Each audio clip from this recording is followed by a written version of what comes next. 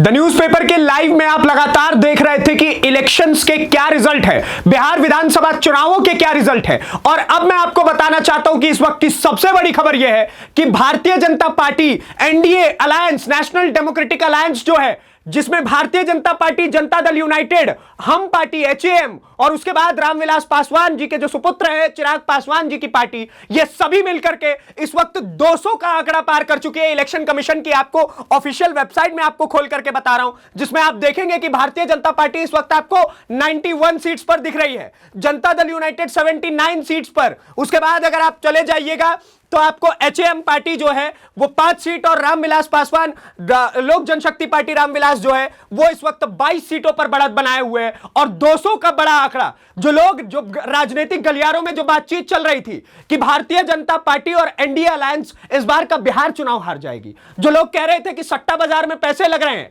कि इस बार भारतीय जनता पार्टी कुछ ला ही नहीं पाएगी, इस वक्त बिहार में सबसे बड़ी पार्टी इस वक्त अगर आप देखिएगा तो भारतीय जनता पार्टी बन चुकी है। और अगर हम विपक्ष की भूमिका की बात करें कि इस बार के बिहार विधानसभा चुनाव में विपक्ष को कितनी जनता ने प्रेम दिया है, तो उसमें मैं आपको तस्वीरें दिखाना चाहूंगा। सबसे पहले जूम आउट करके इधर दिखाइए, आगे आइए और दिखाइए राष्ट्रीय जनता दल की स्थिति। आप दिखाइए कि इस वक्त मात्र 27 सीटों पर राष्ट्रीय जनता दल आगे है। और जो राष्ट्रीय जनता दल लोग बोल रहे थे कि तेजस्वी बाबू मुख्यमंत्री बनकर के बैठेंगे, आंकड़े उन्हें मुख्यमंत्री नहीं बनने दे रहे हैं, बिहार की जनता उन्हें मुख्यमंत्री नहीं बनने दे रही है। अब मैं आऊंगा मुकेश सहनी जी की पार्टी के ऊपर, क्योंकि विपक्ष में उप मुख्यमंत्री का चेहरा मुकेश सहनी ही थे और मुकेश सहनी जी को लेकर के लोग कह रहे थे कि इनको उप मुख्यमंत्री बनाया जाएगा। तो विकासशील इंसान पार्टी जो मुकेश सहनी की पार्टी है, वीआईपी, 0 सीटों पर है। शुरुआती रुझानों में से ही हम आपको लगातार तस्वीरें दिखा रहे थे कि 1-2 पे थी वो, और अंतकाल अब 0 सीटों पर आकर के सिमट गई है।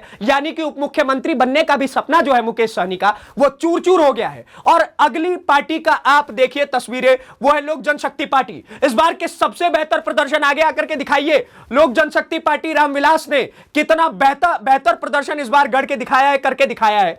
क्योंकि आप समझिए, इस वक्त के बिहार चुनाव में युवाओं के ऊपर बहुत हाईलाइट किया गया था। युवाओं में सबसे पहला नाम लोग कह रहे थे कि तेजस्वी यादव। तो तेजस्वी यादव की स्थिति 135 सीटों पर लड़ने के बाद मात्र 27 सीटें, उसके बाद लोक जनशक्ति पार्टी 29 सीटों पे, मात्र 29 सीटों पे लड़ने के बावजूद 22 सीटें, बहुत बड़ा स्ट्राइक रेट, लगभग 80% सीटें अपने कब्जे में करते हुए लोक जनशक्ति पार्टी, चिराग पासवान की जो भूमिका थी वो बिहार चुनाव में साफ तौर से दिख रही है। तीसरे युवा की बात करते हैं, क्योंकि मैं, हालांकि युवा क्या ही कहे, जब मैं ग्राउंड पे जाता था तो लोग कहते थे कि 56 साल का कोनो युवा होता है, लेकिन फिर भी राहुल गांधी जी, उनकी पार्टी की अगर मैं बात करूं, इंडियन नेशनल कांग्रेस, वो भी एक बार जूम करके दिखाइए। इंडियन नेशनल कांग्रेस जो 1980 के दशक में बिहार की सबसे बड़ी पार्टी हुआ करती थी, उसकी स्थिति इस वक्त आपको मात्र 4 सीटों की दिखेगी। तो आपको समझ आ रहा होगा कि बिहार विधानसभा चुनाव किस ओर जा रहा है। बिहार विधानसभा चुनाव एनडीए की ओर जा रहा है। जब मैं लोगों से वहां पर बातचीत कर रहा हूं तो लोग एक ही बात कह रहे हैं कि फूट गई लालटेन, अब बह गई तेल, ए बारी ना चले, नौवीं फेल। जब मैं वहां की जनता से बातचीत कर रहा हूं, फोन पे लगातार मेरी वहां पे लोगों से बात हो रही है, तो उनका यह कहना है। आपने देखा कि 200 सीटों का एक बड़ा आंकड़ा एनडीए अलायंस ने पार कर लिया है। और अगर महागठबंधन की बात करें तो मात्र 37 सीटों पर महागठबंधन इस बार आकर के सिमट चुका है। यहां पर टोटल नंबर्स नहीं दिखते हैं, ये इलेक्शन कमीशन ऑफ इंडिया के एग्जैक्ट डेटा है, इसमें कोई मिश्रित चीजें नहीं है। एग्जैक्ट डेटा हम आपके सामने प्रेजेंट कर रहे हैं और बता रहे हैं कि इस वक्त महागठबंधन की स्थिति क्या है। जो महागठबंधन बिहार में आया था बिहार बदलने की सोच से, इस बार महागठबंधन का जो हुलिया है वही बदल गया। क्योंकि मुझे याद है राष्ट्रीय जनता दल के एक समय पर बिहार में 2020 के चुनावों में भी लगभग 70 के आसपास सीटें थी और वो दूसरी सबसे बड़ी पार्टी थी पिछले बार के बिहार चुनाव में। लेकिन इस बार राष्ट्रीय जनता दल की स्थिति आपके सामने स्क्रीन पर और दिख रहा है, राष्ट्रीय जनता दल मात्र 27 सीटों पर, उनसे बेहतर। अगर मैं विपक्ष के प्रदर्शन की बात करूं तो विपक्ष से बेहतर प्रदर्शन अगर आप देखेंगे तो all India Majlise Ittehadul Muslimeen AIMIM का है। क्योंकि सीमांचल में इन्होंने घुसने नहीं दिया, सीमांचल में इन्होंने एनडीए को भी नहीं घुसने दिया है भाई साहब। सीमांचल में असदुद्दीन ओवैसी अकेले 5 सीट जीत करके आगे बढ़त बनाए हुए हैं। इस बार का बिहार चुनाव बहुत इंटरेस्टिंग होते चले जा रहा है, बहुत ही अलग तरीके से बिहार चुनाव काम कर रहा है। क्योंकि अच्छा, इसमें आप सबसे इंटरेस्टिंग इस बार के बिहार चुनाव में देखने को मिला, मैंने ग्राउंड पे भी आपको दिखाया था, द न्यूज़पेपर की आपने रिपोर्ट्स में देखा होगा कि जिस दिन वोटिंग डाली जा रही थी, पहले फेज की वोटिंग हो या फिर दूसरे फेज की वोटिंग हो, तो इन दोनों ही फेजेस के वोटिंग में हमने लगातार आपको तस्वीरें दिखाई थी कि महिलाएं बहुत बढ़ चढ़ के वोट ले रही हैं, महिलाएं बहुत बढ़ चढ़ के आगे आकर के वोट कर रही हैं। और जब हम दिखा रहे थे कि महिलाएं आगे आकर के वोट कर रही है, तो महिलाएं वोट किसको कर रही थी उसका भी अब खुलासा हो गया है, क्योंकि 1,51,00,000 दर्शकों, इस नंबर पे गौर करिएगा, 1,51,00,000 जैसा बड़ा voting number Janata Dal United के खाते में 1,51,00,000 महिलाओं ने वोट किया है। यानी कि नीतीश कुमार का जो 10,000 रुपए वाला दाव था, यानी कि नीतीश कुमार ने जो बोला था कि मैं महिलाओं को सशक्त करूंगा, महिलाएं उस चीज से प्रसन्नित दिख रही हैं। तभी जनता दल यूनाइटेड, जो कि पिछली बार मात्र 40 सीटों पर सिमटी हुई थी, वो आपको लगभग 80 पर देखने को मिल रही है। यह नीतीश कुमार की वही ताकत है, मतलब बहनों की ताकत नीतीश भैया के हाथ में मिल गई। और आप देखिए, भारतीय जनता पार्टी की अगर मैं बात करूं, तो भारतीय जनता पार्टी के जो स्टार प्रचारक हैं, उनके बेहतर प्रदर्शन की वजह से इस वक्त आप देखेंगे तो 91 सीट्स। लोग कह रहे थे कि बिहार चुनाव में मोदी का काम बा, लोग कह रहे थे कि नरेंद्र मोदी चीजें गुजरात में उठा करके देते थे, बिहार को कुछ नहीं देते हैं। तो बिहार ने फिर भी उनसे उम्मीद रखी है। बिहार ने बोला है एनडीए अलायंस को, नेशनल डेमोक्रेटिक अलायंस को, यह साफ बोल दिया है कि अगर हम आपको उम्मीद पर खरा उतार रहे हैं तो हम आपसे एक्सपेक्ट कर रहे हैं कि फैक्ट्रीज लगेंगे, और उस वादे पर एनडीए अलायंस ने बोला है कि हम पूरी तरीके से खरा उतरेंगे। यानी कि अगर आप देखिएगा, बहुत गौर करने वाली चीज है ये कि दावा तो विपक्ष ने भी किया, विपक्ष ने दावा किया हम 3.25 करोड़ नौकरी देंगे, हर घर में एक सरकारी नौकरी देंगे।